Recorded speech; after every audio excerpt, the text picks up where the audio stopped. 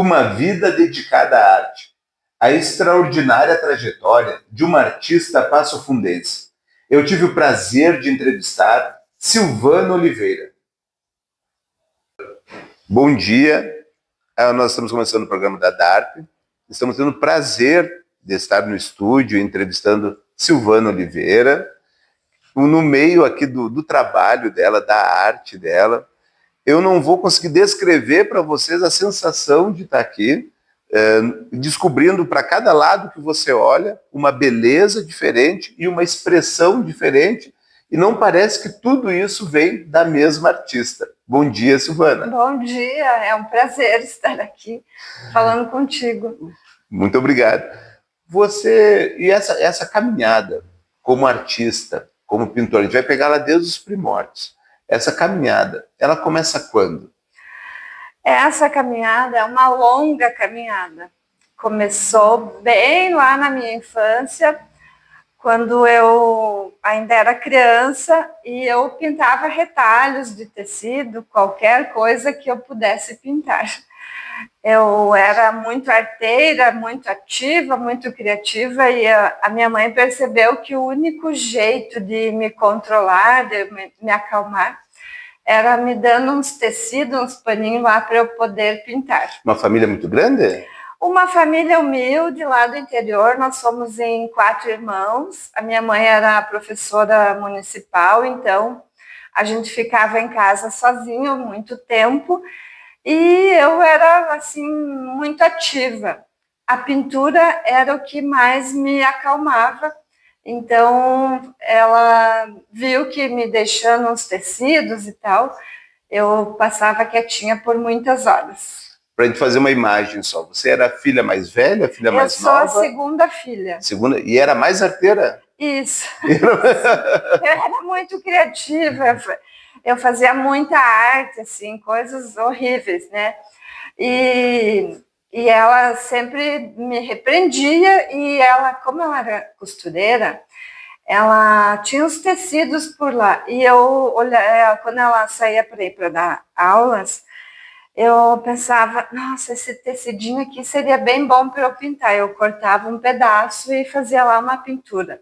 Quando ela chegava, ficava furiosa porque eu tinha estragado os tecidos das clientes. Naquele tempo ainda estragava, a tua pintura ainda estragava o tecido. Era as fazendas que falavam, estragou a fazenda da comadre. Então, aí que ela começou a preparar uns paninhos lá para eu pintar. Era panos de prato. Com 7, 8 anos, eu tinha pintado mais de 100 já. Tenho até hoje uns guardados. Você falou que é do interior, mas o interior da onde? Interior de Ibiaçá. Aqui no interior de Ibiaçá? Era 5 quilômetros de Ibiaçá, a gente morava lá, bem no interior mesmo. E como é que foi essa trajetória até Passo Fundo? Então, eu era um pouco rebelde, porque eu dizia assim, eu nasci pobre, mas eu não quero morrer pobre. Eu tinha 10 anos, tá? Então, assim, era uma coisa de muito anseio. Lá a gente tinha dificuldade, eu era muito gulosinha de comer as coisas, doce, coisa e tal, e nem sempre tinha. E quando eu ia na casa dos meus avós, que eram assim, tinham mais posses, lá tinha muita fartura, e aí eu queria ficar na minha avó, mas não me deixavam muito tempo, então eu reclamava quando eu ia para casa que eu detestava ser pobre. Então, com 16 anos, daí eu fui babá dos 10 aos 15, morei em casas de família, porque tinha uma certa dificuldade de morar lá no interior, e estudar tinha que me levar para a cidade. Então, o pai brigava muito com isso. Para a cidade era Ibiaçá ou já era? Não, Ibiaçá ainda era Ibiaçá. Tudo lá. Uhum. Era assim, era uma vida difícil, né? Então, o meu pai, ele brigava que tinha que ir para a cidade todo dia, levar a criança e buscar. Para ele isso era um horror. Então, eu fui morar na cidade de Ibiaçá, e trabalhava como babá nas casas para ter a moradia e tal, para poder estudar meio turno. Com que idade? Com 10, Com 10 anos você foi morar em Ibiaçá. Isso. Ali nasceu uma empreendedora. Não, ali era uma babá, entendeu? Ali cuidava de crianças e até fazia o serviço na casa que eu morava, fazia tudo. Como a mãe, ela sempre foi uma italiana muito dedicada, ela queria que a gente aprendesse a fazer as coisas do lar. Então, a gente sabia fazer tudo. Então, era fácil para as mulheres quererem as filhas da Geni, entendeu? Porque a gente sabia fazer pão, a gente cuidava de horta, fazia comida, cuidava de criança, tudo. 4 mulheres? Não, 3 mulheres e um rapaz. O mais novo é o rapaz. Eu fico imaginando uma família de 3 mulheres e um rapaz, esse rapaz caçulo que não deve ter sido mimado. Ah, foi sim. Ele era moreninho dos olhos verdes, era uma criança lindíssima, muito mimado. Todas paparicavam. Sim. E como a gente gostava e cuidava já de crianças, todos os primos que nasciam menores que nós, a gente ia lá uns dias cuidar. Após Ibiaçá, após você ir para Ibiaçá e estudar lá, você estudou até que período lá? Eu estudei Ibiaçá até a 6ª série, eu acho, e depois eu já não estava contente nas casas que eu já tinha morado, eu estava querendo morar melhor, e eu arrumei uma outra casa em Tapejara para morar. Então, eu me mudei de Ibiaçá para Tapejara, acho que eu tinha 12 anos.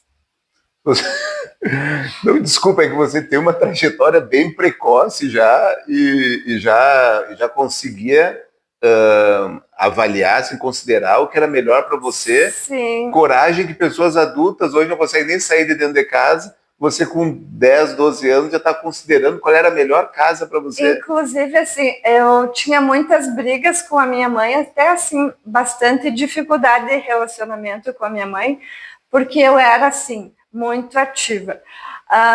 Então, assim, se eu estava morando na casa de alguém lá em Ibiaçá e eu me enchia o saco daquela casa que achava que não estava legal, eu arrumava outra casa e eu me mudava e a mãe só ficava sabendo depois. Me surpreendeu bastante, me surpreendeu bastante. Depois de Tapejara, então? Daí, em Tapejara, eu trabalhei lá em casas de família.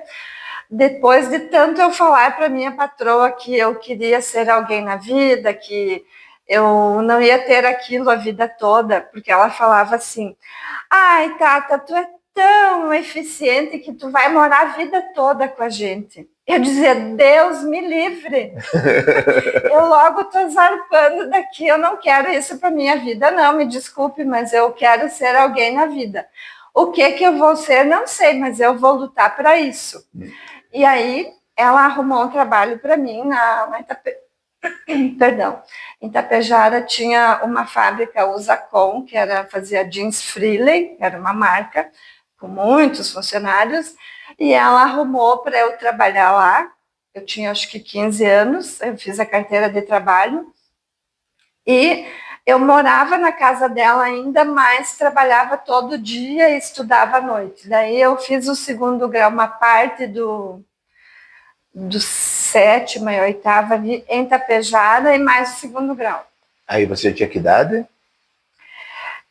Eu tinha 15, eu acho. 15 anos. Eu fiquei nessa fábrica 1 ano e daí com 16, quando eu terminei o 2º grau, eu vim embora para Passo Fundo.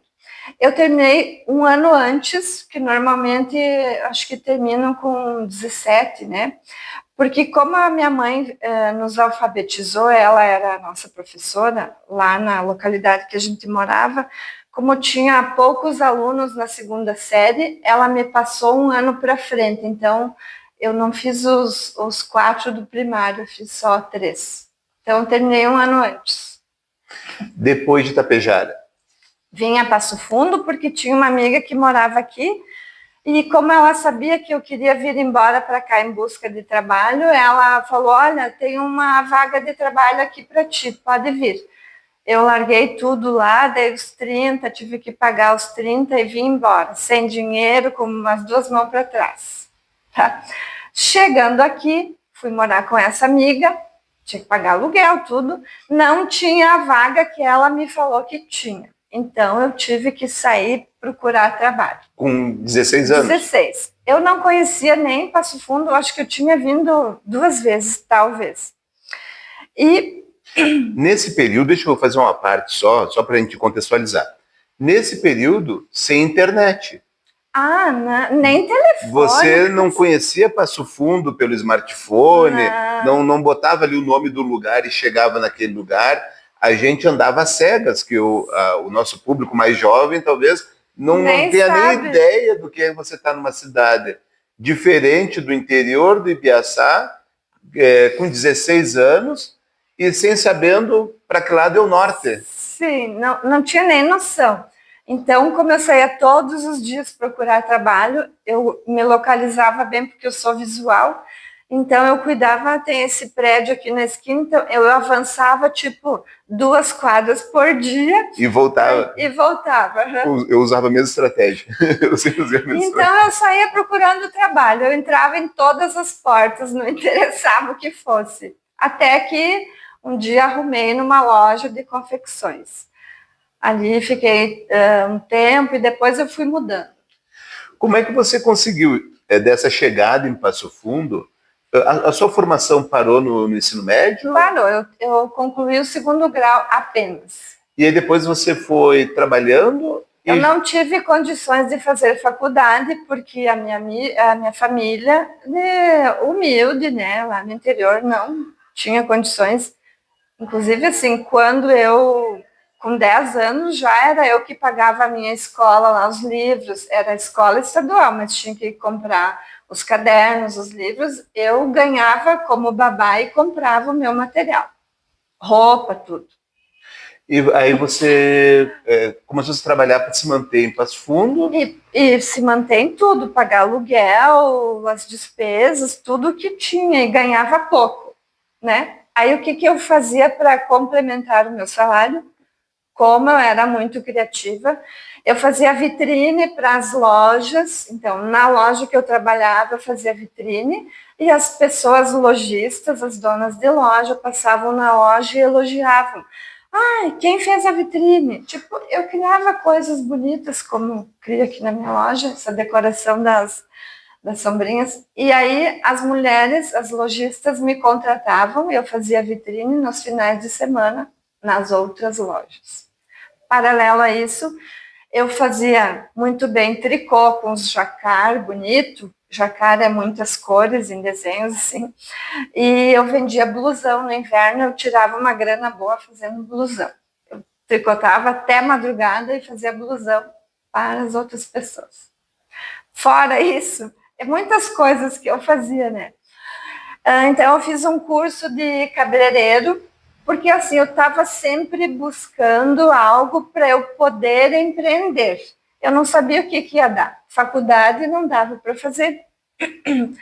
Cursos técnicos eu ainda não tinha condições de fazer, porque eram todos caros, mas eu consegui fazer um de cabeleireiro, que era pelo Senac. Então, eu montei, aí eu morava com uma amiga, depois de um tempo eu já não morava mais com amigas, eu já morava sozinha.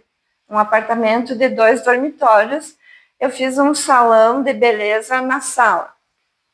Então, as clientes da loja iam lá em casa cortar cabelo.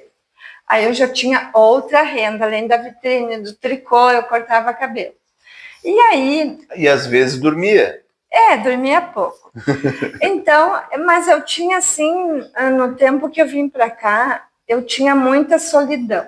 Porque lá na cidade pequena, lá em Tapejara, tu saía na rua, todo mundo te cumprimentava, sabia teu nome, tu sabia quem era a pessoa. E aqui eu sentia um vazio, porque ninguém me conhecia, isso me dava um desespero. E também assim, como a vida era muito sofrida, tipo, era dificuldade, tinha que sortear qual é a conta que tu ia pagar no final do mês, porque o salário era pequeno. Os outros trabalhos me davam uma renda, mas ainda era pouco.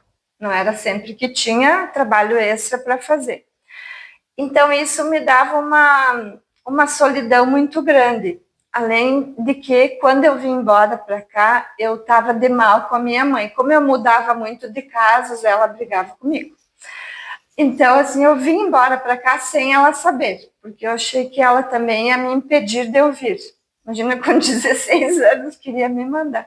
Ela sabia que você estava em Passo Fundo? Não, ela só ficou sabendo quase um ano depois. Eu também aqui, quando eu vim para cá, eu tive dificuldade em arrumar trabalho, porque precisava, como eu era de menor, precisava que o pai assinasse. Tá, então eu tive que negociar nesse trabalho que eu consegui para não assinarem a minha carteira e para aceitarem que eu ficasse na empresa fria, porque eu não podia chamar minha mãe para assinar, entendeu? Era de menor e não podia. E desse período até o seu salão de cabeleireiro em casa, foi o quê? Uns 2 anos? Foi tudo logo, assim. Muito rápido. Não, eu acho que, deixa eu ver, eu acho que foi uns 3 anos, deve uns 3 anos. Na função de cabeleireiro, você ficou quanto tempo? Assim, eu fiquei talvez 1 ano. Pouquinho? Então assim, como eu tinha eu tinha muita solidão e eu desenhava muito. E assim, sabe que eu me recordei que a pintura me fazia bem? Porque então, desde os 10 até agora, então 16, 17, eu não tinha mais pintado. Você tinha aberto mão? Nunca mais tinha pego nada. Então, de noite, eu sentia uma tristeza imensa e eu desenhava, até por conta de eu estar de mal com a minha mãe, eu sentia falta da minha família e uma tristeza por isso. Olha que quase choro. Quer dar um intervalinho? A gente dá um intervalinho. Não, tranquilo. Então, eu desenhava à noite, quando eu não tinha cabelo para cortar e não tinha nada por fazer, nem blusão, nem tricô, eu fazia desenhos. Até que sobrou uns trocadinhos, eu comprei tintas e telas e eu retomei as pinturas em tela daí, porque eu nunca tinha pintado tela, eu só pintava os tecidos lá, os retalhos. Na loja que eu trabalhava, e eu fazia vitrine, a minha chefe deixou eu expor uns quadrinhos lá na vitrine. E uma pessoa que era muito conhecida aqui em Passo Fundo, trabalhava com galeria de artes, que era aqui na Sandra Bertagnoli. Essa pessoa chegou na loja e pediu dos quadrinhos e levou para vender, e no outro dia veio com o dinheiro. Aquilo, assim, foi um up para mim. Parecia uma fortuna, eram 5 telinhas pequenas. Isso me deu uma euforia tremenda. Eu pensei, nossa, aqui eu posso ganhar muito dinheiro e eu posso fazer aquilo que eu gosto. Então, eu fui trabalhando à noite, trabalhando de dia na loja, cortava cabelo quando tinha cliente e pintava os quadros em casa. A sala virou um ateliê e um cabeleireiro, um salão, ao mesmo tempo. Tá ficando muito comprido, será? Não, a gente corta, jeito, você fica bem tranquilo. Já tem muita história, tem que me cuidar, porque senão eu fico contando tudo. Deixa eu retomar o que eu estava falando. Ainda estava com o salão de cabeleireiro e a pintura paralela ainda. Isso. Quando essa pessoa vendeu os meus quadrinhos e me elogiou muito, eu fiquei muito entusiasmada. Aí eu pensei, olha, aqui tem uma veia para eu ganhar dinheiro, né? Tem uma saída. Além de fazer aquilo que eu gostava. Mas eu nunca pensei que eu ia ser artista, que ia me tornar o que eu me tornei. Era só uma questão assim de preencher a solidão, aquele vazio, porque eu percebia que enquanto eu desenhava e pintava, eu sentia uma felicidade profunda, eu não precisava de mais nada no meu mundo, só daquilo. Então, eu comecei a pintar mais e expor, né, nesta loja que eu trabalhava. As clientes começaram a me procurar para eu dar aulas, ensinar elas. Eu falava, gente, eu nunca fiz um curso, eu não vou saber ensinar, eu não tenho didática, eu não tenho técnica. Daí elas diziam assim, mas como tu pinta tão bem, tu pode nos ensinar, só mostrar como que tu faz. E já saiu pintando E bem, já saí dando aula. Então, elas se conversaram entre elas, eram 4 alunas, eu tive que montar um ateliê na sala e já comecei a dar aulas. No lugar do Instituto de Cabeleireiro. Daí, de um lado, eu tinha o lavatório, cortava cabelo, e mais para cá eram os cavaletes e era o curso. E aí, aquelas alunas eram as clientes que compravam na loja que eu trabalhava, eram alunas e eram clientes do cabelo. Aí eu cortava o cabelo delas em outro dia, que não era dia de aula. Então, assim, eu aproveitava do que eu tinha no meu trabalho para gerar renda para mim de uma maneira e de outra maneira, entendeu? Sim, sim. Que eu via que poderia gerar renda em qualquer coisa que eu fizesse. A visão de empreendedor em tudo que você estava fazendo, em todas as experiências que você estava fazendo naquele período.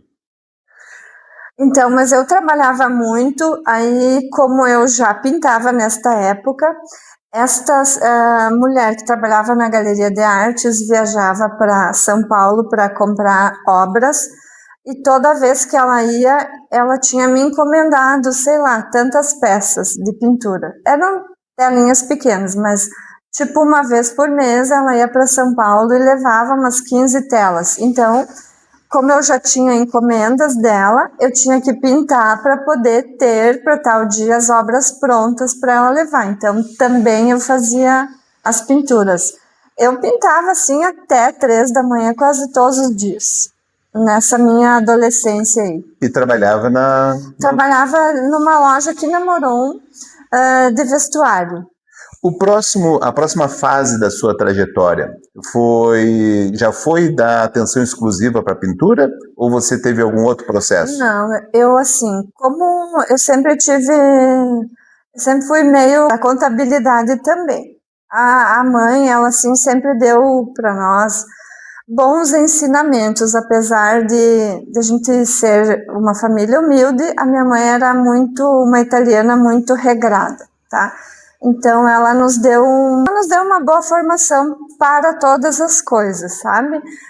Economizar, ter as coisas, ser caprichoso, essas coisas assim, que servem para mim até hoje. Então, eu tinha um caderninho que era do que eu ganhava na loja e eu tinha um outro caderninho com a contabilidade das coisas extras que eu fazia. Então, eu sabia exatamente quanto de dinheiro entrava com isso e quanto entrava aqui. E aquele caderno todos os anos eu tinha o caderno, né? Anotava tudo que entrava e tudo que saía. Então eu sabia que eu ainda não conseguiria viver da arte. Isso levaram muitos anos. Depois que eu saí da loja de vestuário, me convidaram para ser gerente da Brasótica, lá do Bourbon. Então, eu trabalhei lá mais 6 anos, tá? Fazendo tudo que eu fazia. Eu tinha desistido de cortar cabelo, porque eu percebi que entre a pintura e o cabelo dava muito mais com a pintura.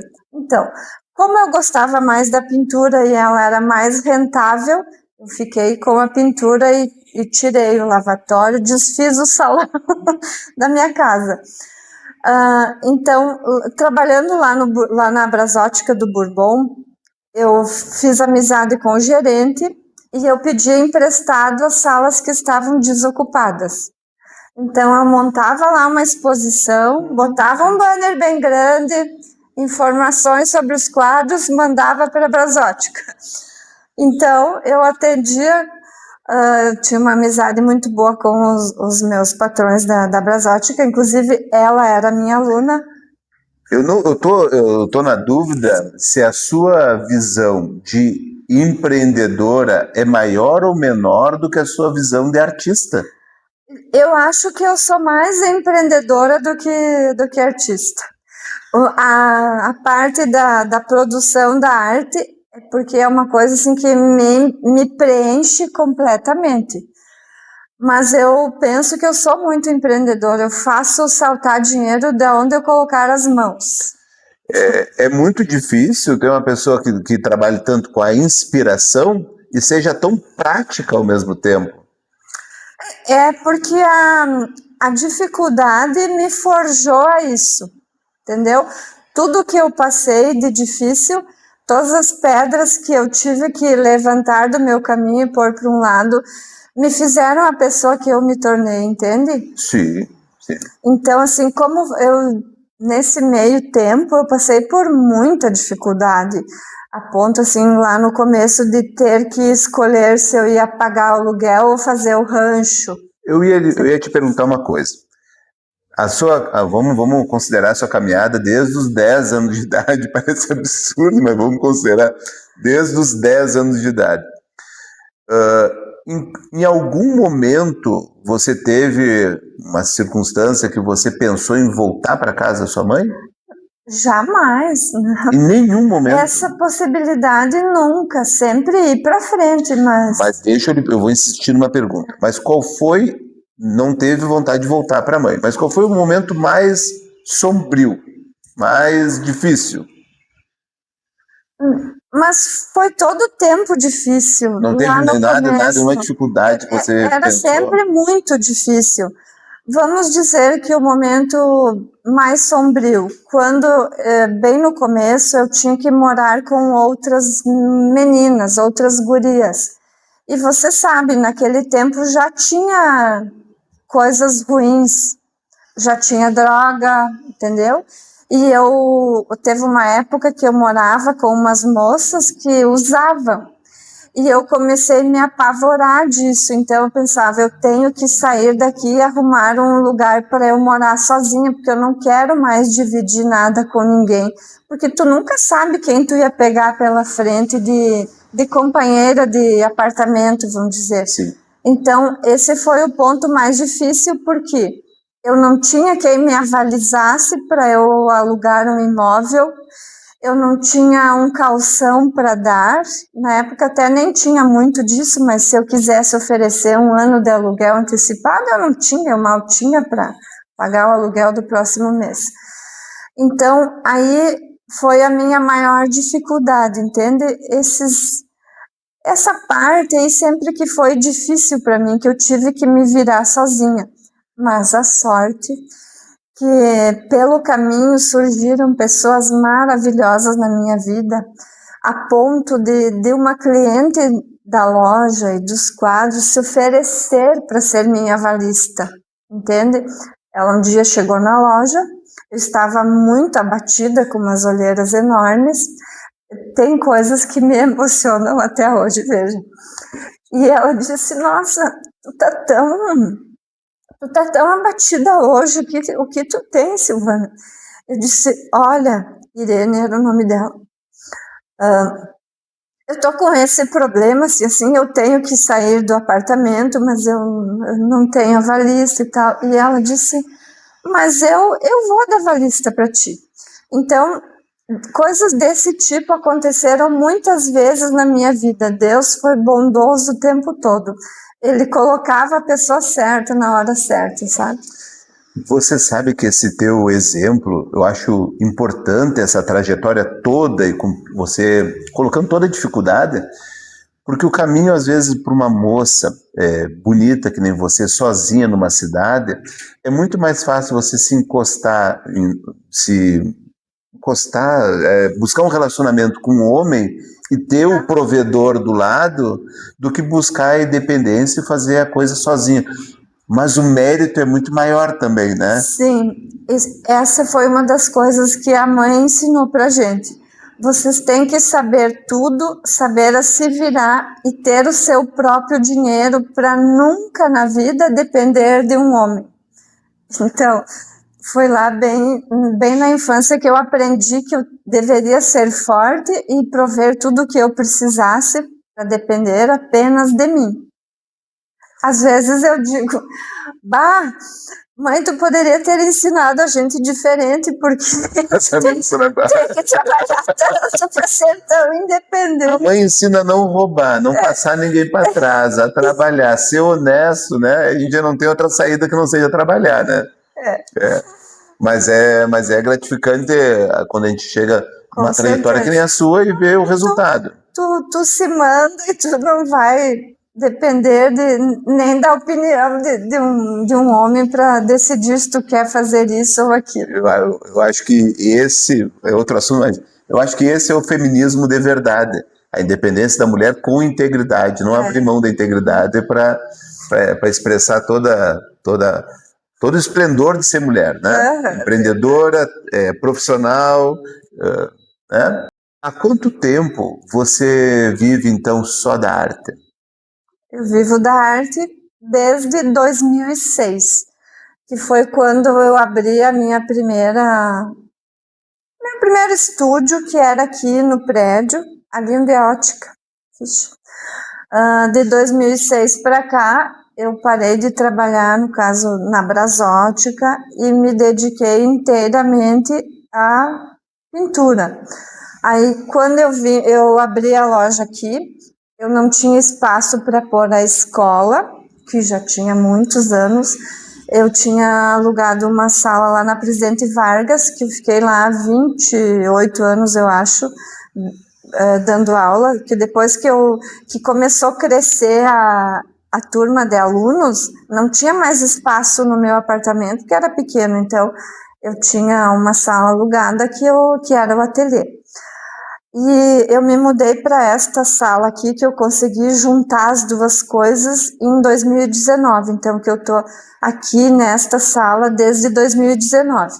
Esta sala é um sonho muito antigo.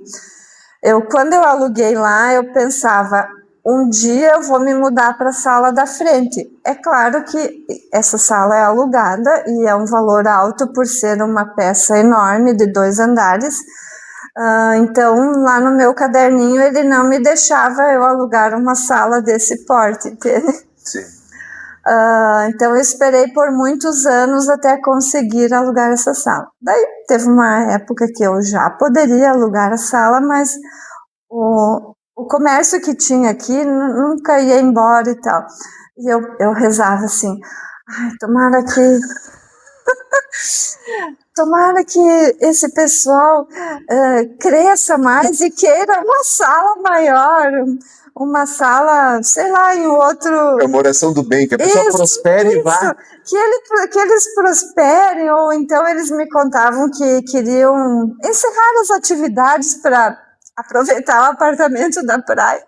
Eu rezava, oh, Senhor Deus, faça com que eles decidam logo ir morar na praia para liberar a sala para mim, até que deu certo.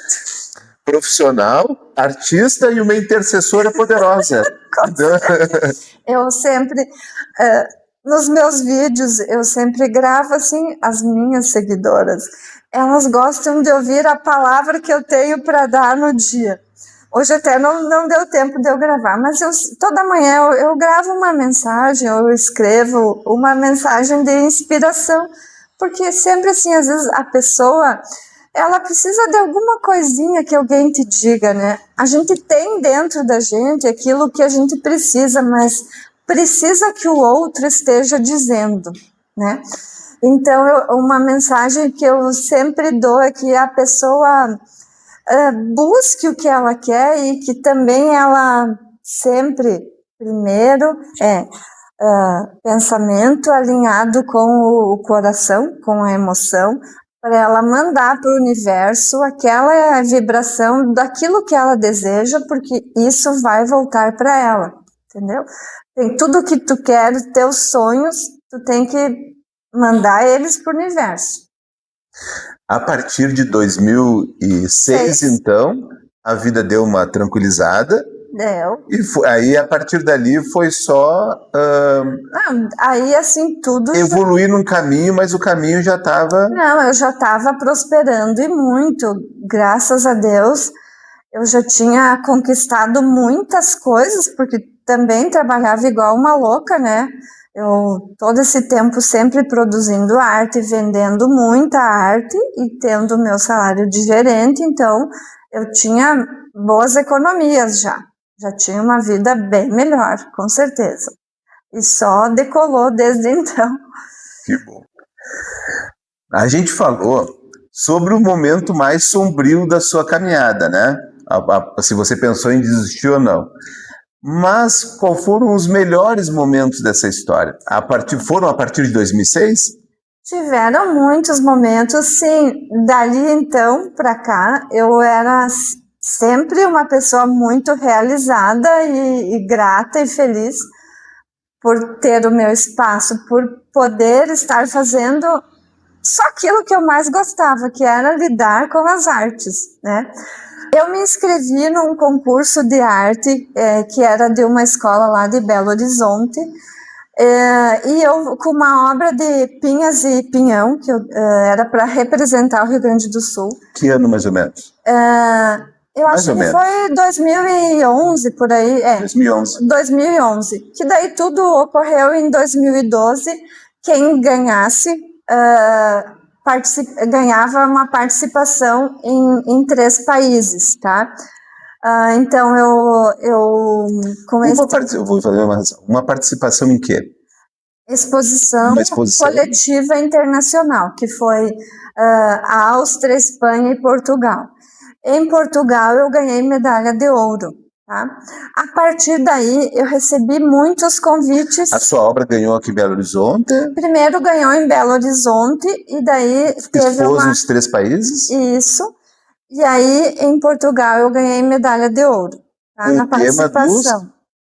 Pinhas e Pinhões. Pinhas e Pinhões. O título era Pinhas e Pinhões.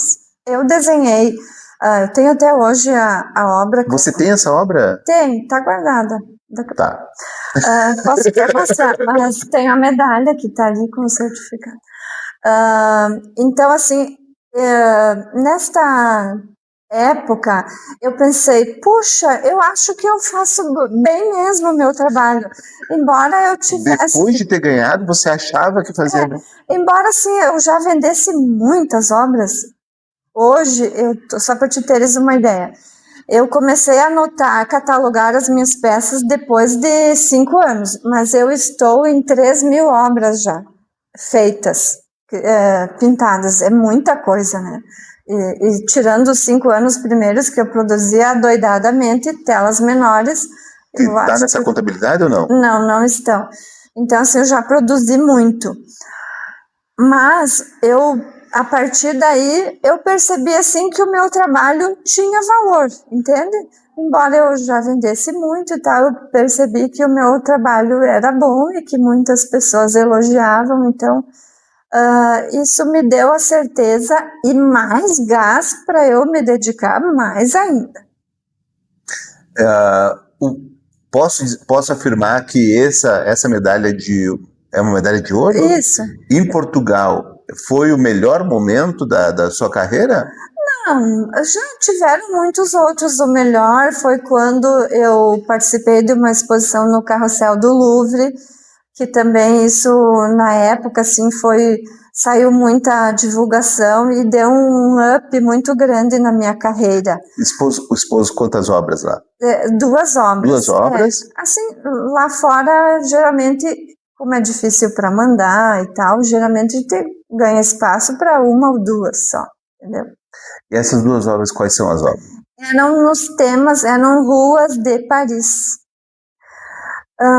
Acontece uma coisa na minha vida que é bem impressionante.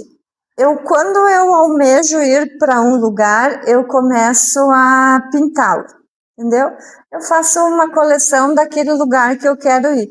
No outro ano eu já vou para aquele lugar. Aconteceu assim nessa ocasião.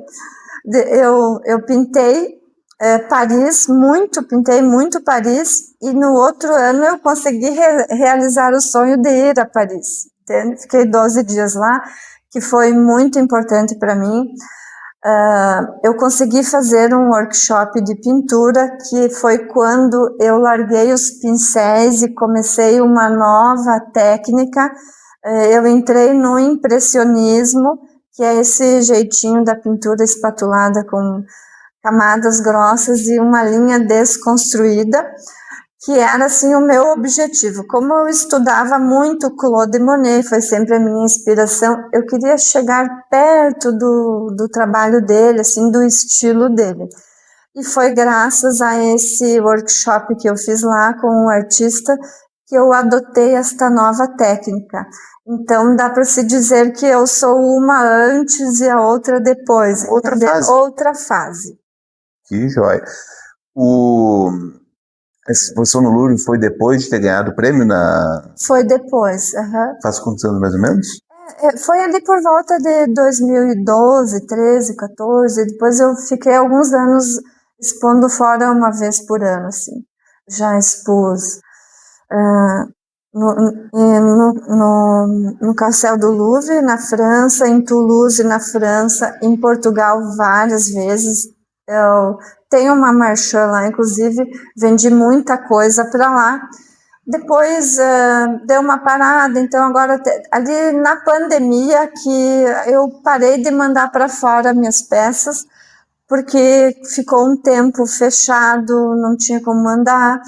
Depois teve uma crise com o Brasil e os Estados Unidos, também impediu que a gente mandasse coisa. Eu tinha vendido aquela obra ali daquele carro, eu tinha vendido, eu não consegui mandar porque estava trancado, não tinha como enviar. Então, comecei a perder negócio por conta de que os correios não estavam enviando. Isso aconteceu não faz muito. Acho que foi ano passado que estava bloqueado. Uma crise do Brasil com os Estados Unidos fechou o envio para lá. Eu expus no Carrossel do Louvre, em Toulouse, eu expus em Portugal várias vezes, Nova York, Áustria, Espanha, Madrid, Barcelona, Berlim, vários lugares. Deixa eu lhe perguntar por curiosidade, essas obras que você expõe, elas são compradas, adquiridas e ficam nesse lugar, ou você... A gente pega a autorização no IFAM, que é do Patrimônio Histórico, para ter uma etiquetinha, manda as obras. Geralmente é uma pessoa que organiza a exposição de vários artistas internacionais de várias partes do mundo em um lugar, vamos supor lá em Nova York. A pessoa organiza, capta as obras, a gente envia, geralmente vende. Se não vende, ela nos devolve. Ou guarda para uma próxima que vai ter daqui 6 meses. Mas dificilmente volta. A minha visão sobre arte, até eu podia ter perguntado isso antes, não perguntei. A minha visão sobre arte, eu sei que uma arte ela pode valer R$50 ou 50 milhões. Uhum. É uma coisa... E nem todo mundo consegue avaliar exatamente o valor. Quando é que não tem parâmetro, né? A gente chegou até a conversar antes, que às vezes a pessoa morre sem saber o valor da obra dela, vai saber o valor depois que morre, morre pobre e as obras valem milhões. Posso lhe fazer uma pergunta indiscreta de quanto você, pelo que você sabe, porque às vezes é vendida e depois é revendida, pelo que você sabe, a quanto já foi vendida uma obra sua? Vou te falar da que eu negociei com o maior valor, foi 58 mil. Uma obra. Uma dessas que foi exposta não. fora? E não foi, mas foi exposta não, fora? Foi uma bem grande, uma obra bem grande, mas foi aqui para o Brasil. No Brasil? Uhum. Eu vendo assim para todos os estados. A parte boa da internet é que ela permitiu que a gente, mesmo sem um terceiro, porque um atravessador, um marchand, ele fica com a maior parte do valor de uma obra. A maior parte? É complicado. E não vendem, às vezes, pelo valor que é também. Não, eles vendem muito a mais e às vezes te falam a menos. Não vou entrar nesse mérito. Por que eu sou uma artista totalmente independente? Hoje, é só eu que comercializo as minhas obras, eu não tenho mais. Trabalhei muitos anos com galeristas de outros lugares, de Porto Alegre, de São Paulo, de outros estados, expunha em outras galerias. aconteceu que eu ganhava muito pouco do que a obra valia. Como eu tenho a minha independência, eu mesmo vendo, eu sei quanto eu pego da minha obra, sou uma ótima vendedora, porque eu sei contar a história da obra, a história do artista, que hoje em dia, sim, as pessoas não querem só uma obra, elas querem o artista junto, entende? Que a pessoa, quem adquire uma obra, porque obra não é uma coisa barata, ela é um investimento. A pessoa, ela quer toda a história que vem por trás de quem fez aquela obra, entende? Por conta de assim, dividir muito o valor, eu comecei a ficar cada vez mais independente e querer eu sozinha comercializar o meu trabalho, entende? Eu faço um trabalho muito mais elaborado, conto o verdadeiro significado que está por trás da obra. E até assim para tu não dividir tanto o valor, entende? Então, como a internet abriu portas para esse mundo inteiro, tá nos pés da gente, eu atendo assim todo o Brasil com muita facilidade e graças a Deus está indo super bem. Quanto ao valor da obra que tu me perguntou, ela vai valorizando conforme o tempo, conforme a tua trajetória, por onde você expôs e até por ter demanda, né? Quanto mais demanda tem, mais sobe o valor, é assim que funciona. Você dá aula desde, se eu não me perdi na nossa linha do tempo, você dá aula desde os 16 anos? Não, foi desde que eu fui morar sozinha, então digamos que é dos 20, 19, 20. É. Você tem ideia de quantas pessoas hoje pintam ou tiveram essa experiência de pintura graças a você? Nossa, foram muitas. Sei lá, eu acho que umas 2.000 pessoas no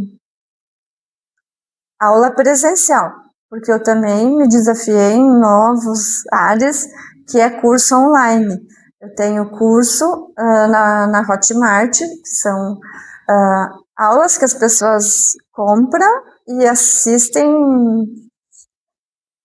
pintam em casa, né? É curso online. Sim. Então eu tenho alunos de todo o país e de vários países.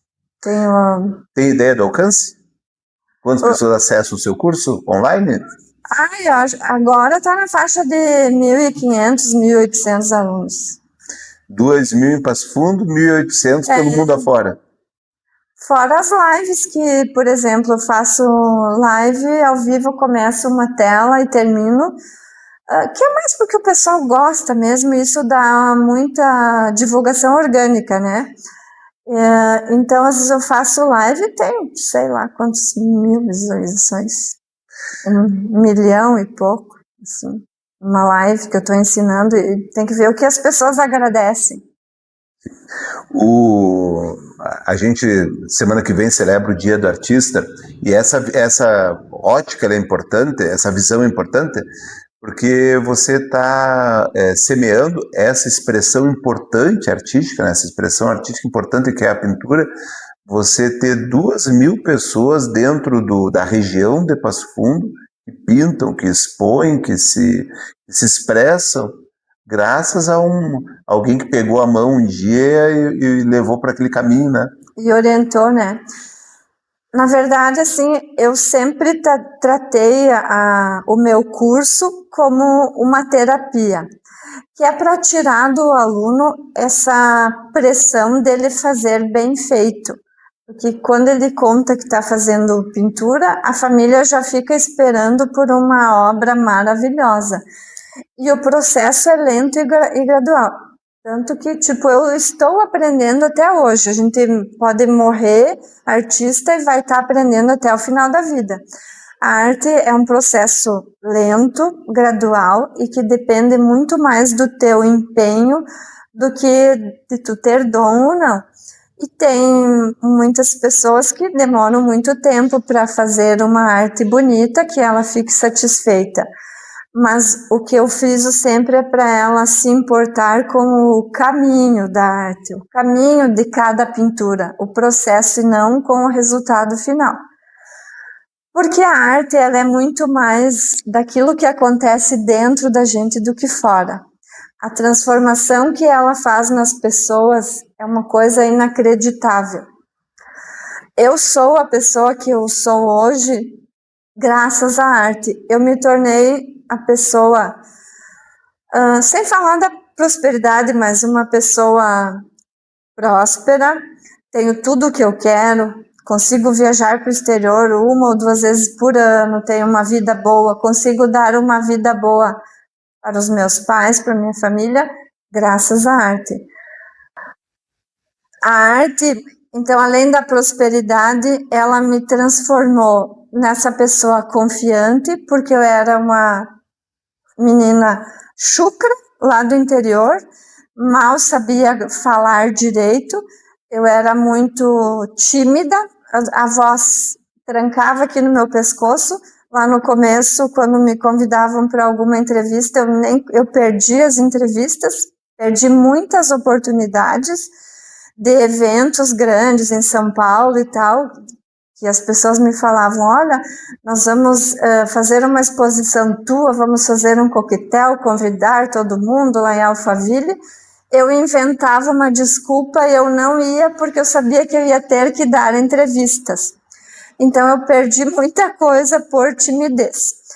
O que quero falar é que a arte me tornou essa pessoa falante, capacitada e confiante, porque ela me deu autoestima, e é isso que eu digo para as alunas, que é para elas fazerem sem o compromisso do belo, fazer pelo que elas vão ter de retorno intimamente. A transformação é de dentro. É isso que a arte consegue promover nas pessoas. Eu vi, se eu não me engano, você fazendo um quadro com o tema de Guadalupe.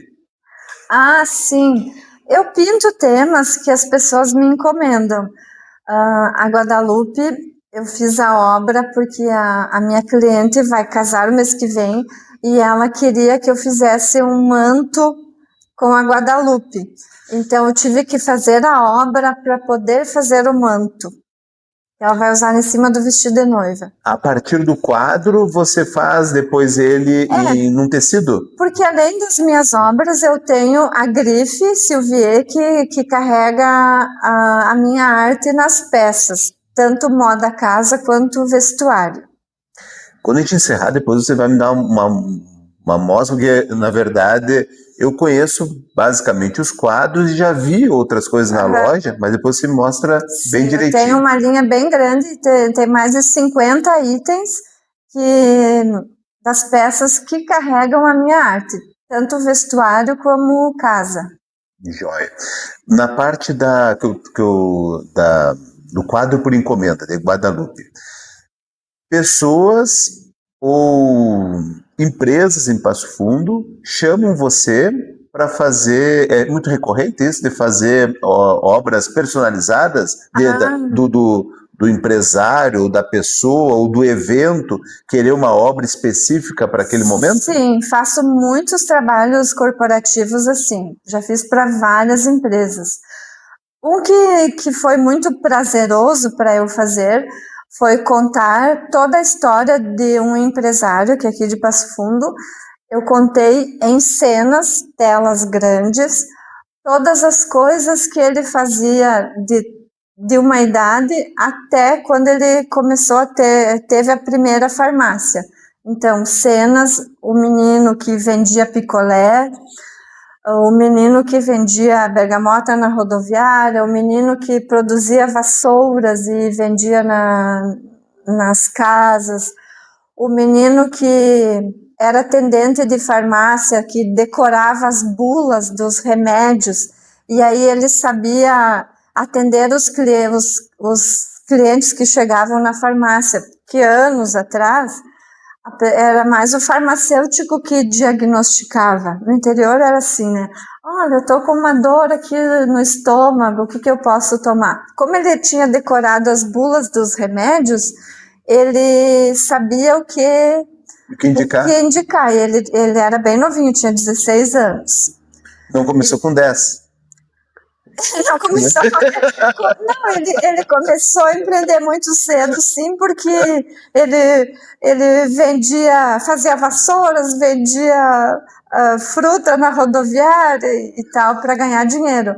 Essa série me fez, assim, até validar o meu trabalho, porque foram 38 obras que eu fiz. 38 obras? 38 obras. Eu fechei a loja, literalmente, tapei com pano e fiquei um ano inteirinho trabalhando só nas peças dele. Eram peças muito grandes e um trabalho muito difícil de fazer, porque tinha que ser fiel.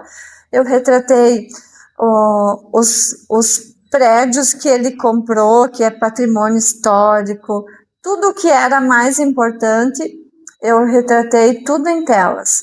Foi um trabalho, assim, gigantesco. Nossa! Uma ocasião até, um dia eu falei para ele, olha, a obra que é lá de Santa Maria eu não pude começar ainda porque as fotos que vêm são ruins, eu não consigo, não capta o que eu preciso.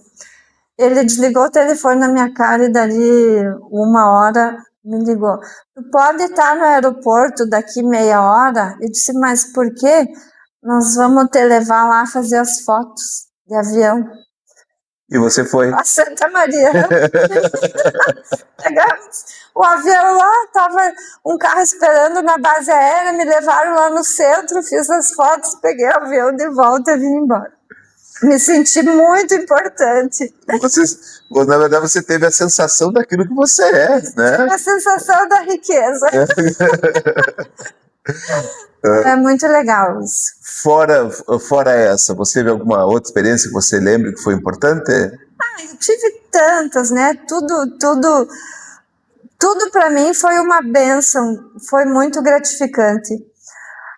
Todos os trabalhos para mim são gratificantes do menor ao maior. Desde aquele que eu tenha que retratar uma família, uma avózinha que está com um netinho no colo, a fazenda de uma pessoa com ela nos cavalos, com os seus cães no chão, tudo isso é de um imenso prazer para mim. Eu me sinto lisonjeada em poder contar a história de alguém em uma obra que vai ficar para a eternidade, vai ficar de herança para os filhos, para os netos, enfim. Eu só tenho gratidão. Vou lhe fazer uma pergunta, talvez não tenha acontecido. Lhe pediram já para fazer um registro de uma coisa que você achou muito bizarro? Toda hora vem. Vem, mas eu recuso trabalho. Eu já tô num ponto que eu faço aquilo que o meu coração treme, tá? Tem trabalhos bizarros que eu não pego. Tem umas coisas assim que eu me nego a fazer. Tem uma que você possa contar que você disse isso foi muito bizarro? Tem. Uma vez chegou um cara aqui perguntando se eu fazia trabalhos personalizados do jeito que ele queria. Sim, faça, claro. E daí ele abriu uma pasta, ele tinha uma cena obscena, bem obscena, que eu tenho vergonha até de citar, que eu atropelei ele daqui. É assim, bem bizarro. Tipo, eu achei até uma agressão, uma ofensa. Tu sabe que a gente que gosta, eu gosto e você trabalha com arte, a gente vê anjinho pelado até na igreja, né? Sim. Então o obsceno na arte ele é muito subjetivo. Sim. A gente não sabe o que é onde é que... Eu acho que para ele estava normal, né? Aquela cena de duas pessoas. Mas eu fiquei imaginando, eu que trabalho aqui, na rua praticamente, numa vitrine aberta, pintando aquilo. Eu não ia me esconder para fazer o meu trabalho, porque eu trabalho aqui. Porque as pessoas adoram entrar, ficar apreciando. Eu fiquei só imaginando. não é adequado Eu não quis. no seu estilo de trabalho, né? Eu já posso recusar se eu quiser, né? Sim. Lá com 20 anos, talvez. Afastava o material do cabeleireiro e dizia assim, pode fazer a cena aí que eu pinto desse lado aqui. Hoje, com uma agenda assim, sempre cheia, graças a Deus, com uma demanda boa, assim, agora eu tô pegando trabalhos para entrega lá em novembro.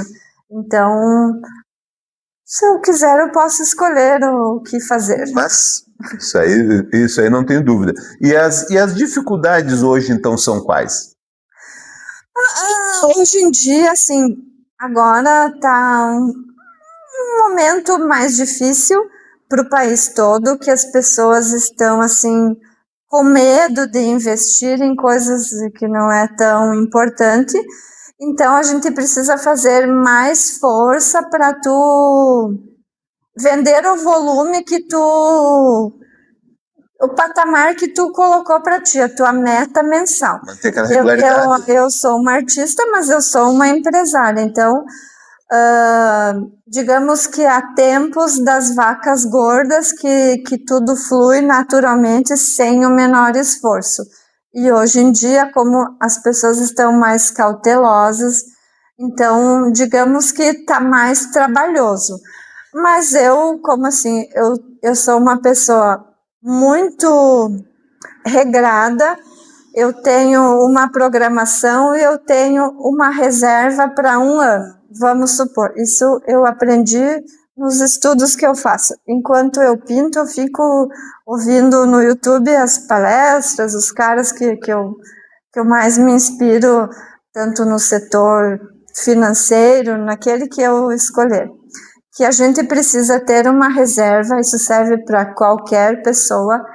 Se você gasta 10 mil por mês para te manter, para tua família, tu tem que, no mínimo, tu ter 60 mil para 6 meses guardado. Aquele é para emergências que ocorram, de tu não entrar dinheiro, e para ti não ter que dormir preocupado. Então, eu nunca tive essa preocupação, porque é uma coisa assim que para mim é uma reza ter uma reserva para um ano. Eu sei todas as despesas que eu preciso para a loja, para a escola, aquilo lá eu não mexo. Então, se eu não vender esse mês, para mim está tudo certo. Uma ocasião eu participei de uma entrevista e ele era artista e ele disse: e como é que fica quando chega o dia 5, tá na hora de pagar os boletos e não tem o valor? Eu disse, cara, eu não sei, isso nunca aconteceu comigo. A não ser lá atrás, é claro, né? É que lá atrás eu sofri tanto por falta de dinheiro, eu tinha que sortear o que eu ia pagar, que eu aprendi, desde que eu comecei a ter uma renda boa, a guardar esse tanto para um ano. Então, tô sempre tranquila. Tá sempre andando na frente. Eu acho que tem pessoas que elas fogem da regra, elas são fora da curva. Eu costumo dizer que tem pessoas que não são seres humanos, são uma força da natureza. Hoje eu tive o prazer de conversar com uma mulher que é uma dessas forças da natureza. É uma raridade, eu não sei se eu vou encontrar outra que tem uma trajetória como a sua, que veio realmente de uma caminhada assim, construída somente pelo trabalho e pela inspiração, como você, Silvana. Obrigada. Muito obrigado. Fico lisonjeada e feliz. Muito obrigado pelo tempo que você nos concedeu. Obrigada.